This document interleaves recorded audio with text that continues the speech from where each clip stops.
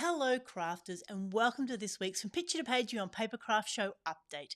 Now I'm Michelle, Creative Director from Picture to Page, where we're nurturing your creativity with fabulous craft events. Now for this week's update, we've got a dash of inspiration, we've got news on the SANDOWN show, and of course we're turning our attention to the Papercraft Posse group between now and then. So, of course, whether you're watching us here on Facebook or YouTube, we would love for you to like our video. Make sure you're subscribed on YouTube. Of course, leave a comment and share us with your crafty friends because we really want to continue sharing our love of paper crafts with our gorgeous community.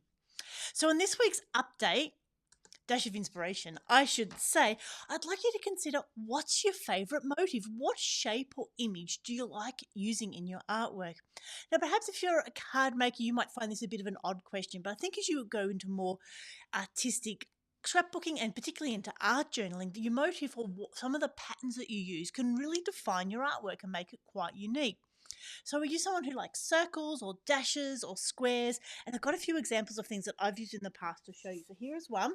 It's going to be a little bit fun. I've got a whole heap of dashes around here that I've added with a paint marker.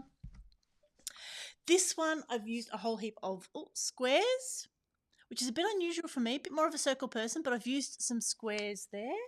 And I've also got another example here, see how that goes, where I've used, again, a whole heap of dashes in a couple of different colours of markers, as well as a few other spots. Oh, it's going a little bit funny. And then in this one's a little bit hard to show you as well. This one, I've got a whole heap of dashes that I've used as well with paint marker, with soluble crayon, and then gone over that with a white marker as well. So motifs are some of those things that we can play with, and we do find that, we generally are drawn to some. So I would love to hear what your favourites are.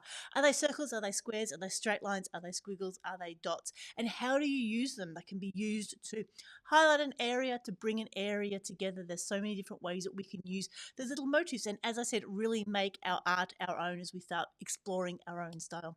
So I'd love for you to head over to the Papercraft Posse group. The link will be somewhere near this video, and share what your favourite motif is. Now, our SANDOWN Papercraft show is only 10 weeks away. Make sure you've got Friday the 10th and Saturday the 11th penciled into your calendars, because it is going to be a fantastic show at the SANDOWN Raceway, where we've got plenty of free parking accessible by bus and train as well. And of course, our little golf cart will be there to pick you up.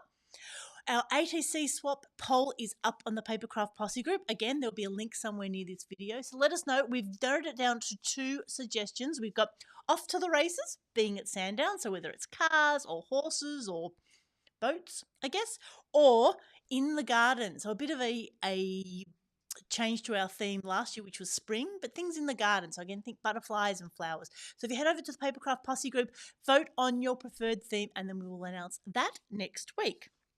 And speaking of the Papercraft Posse group, again, that's our little corner of the Facebook internet where we've got well over 1,200 crafters there, with retailers as well, where we can share what we're working on, promote what's going on, and of course continue that conversation with our crafting community. So this week shares, Mary shared what's new at Craft Zone.